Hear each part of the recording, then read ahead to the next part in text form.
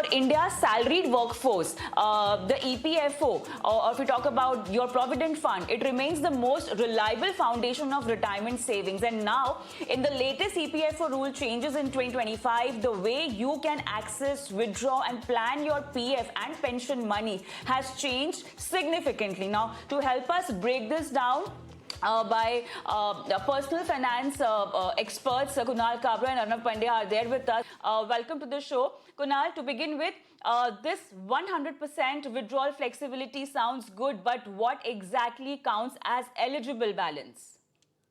So it's a very welcome move, but the 100% keyword is kind of confusing for a lot of people, because on one end it has been said that you can withdraw up to 100%, and on other end you have mentioned that 25% of the balance remains intact, irrespective of what you want to withdraw. So this entitled, basically what happens is when you put a partial withdrawal, you'll have to select a reason, and then each reason has a sub limit or a calculation formula. For example, if you want to withdraw for purchase of house, it is 36 times of your EPF wage. Earlier, there was a sub limit on this as well, that you know, whatever you calculate from that, there would be a percentage to which you can take it out. But now that has been increased to 100. So overall, it might seem that your overall withdrawal capacity has increased. But if you remove the 25% from the net balance that you have, it might impact a lot of people to not be able to withdraw as much money as they could do it as of yesterday. So yes, it is kind of confusing, but it's depends on the withdrawal reason and the underlying formula to calculate how much you are eligible to withdraw. All right. We have a lot of viewer questions also trickling in for this. And Arnav, I'll come to you with this question, which is sent by Sameer. And he says that I have already applied for a withdrawal, but it is in process. Will it get impacted by these new rules? See, the first thing you have to understand is that these new rules will be applicable from a date which they have specified, which has not been announced yet. So at the moment, if you look at it, the old rules apply. The new rules will apply only from the time when the date comes out in terms of the notification from the government that the new rules will apply from this specific date. So if the application has already gone in and it is processed before the due date of the new rules, then it will get processed according to the old guidelines. If it goes after, then the new guidelines will apply. So that point has to be understood by the subscriber, that even though the announcement has been made, the date has not been specified for its implementation yet. So that becomes the cutoff date, whether the old or the new rules will apply. All right. Let's take Pankaj's question here, Kunal. He says, he's asking that does the 25% limit also apply when I will be doing full withdrawal? Can I now only withdraw it at the retirement?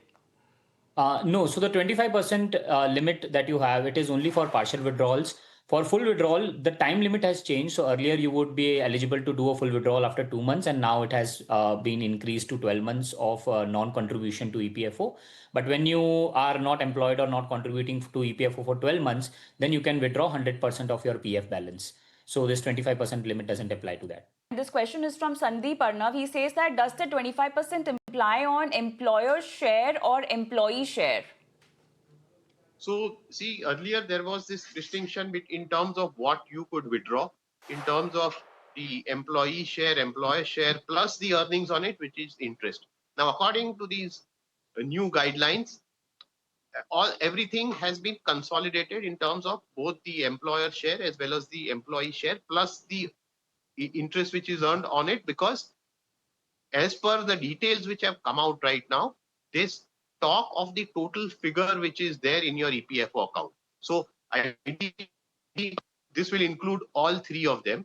However, we still will wait for the actual notifications and details to come in. But from what details are available as of now, it includes the total balance which is there in the EPFO subscribers account, which would imply that all three of these figures, the employees, employers, as well as the earnings, are taken into consideration. All right. Next question, Kunal, is from a viewer. His name is Rohit, and he says that if he has 10 lakh rupees in his EPF and planning to withdraw, how much of it could he can actually withdraw previously, and how much will he be able to withdraw after the rule change?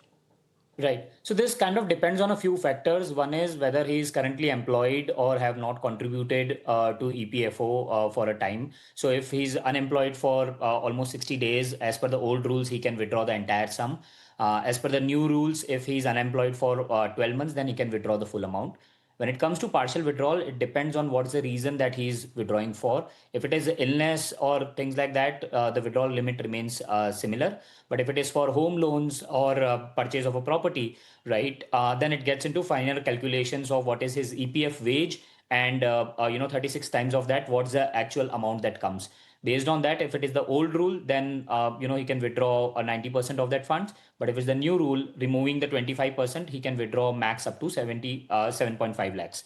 So it depends on finer details of his contributions, his EPF wage, and whether he's contributing right now or not.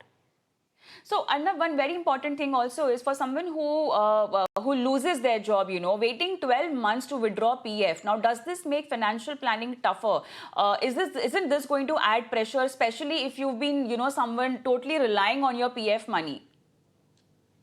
No, so ideally, what this thing says is that to withdraw the full amount, you will have to wait for the 12 months after you lose your job. And so that one has to take into consideration the fact that what is the PF money being used for? Because at the same time, when there is no income, ideally you should have something like an emergency fund, which is able to tide you out for several months in case your income stops.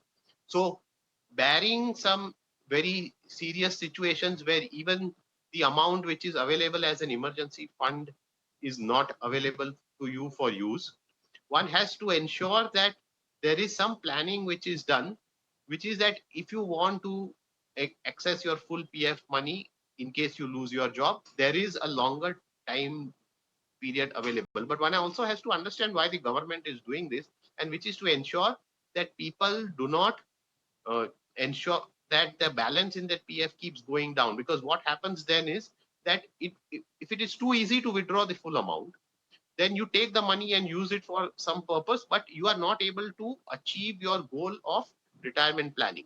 The Provident Fund is a retirement planning instrument. So the main goal here is to ensure that at the time of retirement, there is a corpus available for the subscriber. So they can either then convert it into an annuity, pension, or use it for other purposes at that point of time. Kunal, one more very important question from the EPS point of view. Now, EPS now has a 3-year waiting period. Now, how do we look at it? Is safeguard or a setback? It's kind of a mix because that 3 years is also, doesn't override the underlying condition, right? You cannot withdraw your pension if your total tenure is over 9.5 years or over 113 months, right? So this is only if your or if your total EPFO tenure is between 6 months to 113 months that you are actually eligible to even take it out. If you have already crossed more than 10 years, then you are not eligible. Earlier it was 2 months, now it has become 36 months. So overall, again, it is a good move to push people to wait and not withdraw it and wait for retirement to do it. But then the drawback around that is only when you put the withdrawal request. A lot of people in India do not do audit of their accounts and do not know if the accounts have an issue. Right. So after 36 months of leaving your job, if you figure out that there is some mismatch or something that needs to be fixed, it becomes a lot more difficult for them to reach out back to the employer and get all of those fixed. So as long as people are aware of if their EPFO account has all the details correctly, everything is in place, right? They should probably encourage more people to plan their retirements better.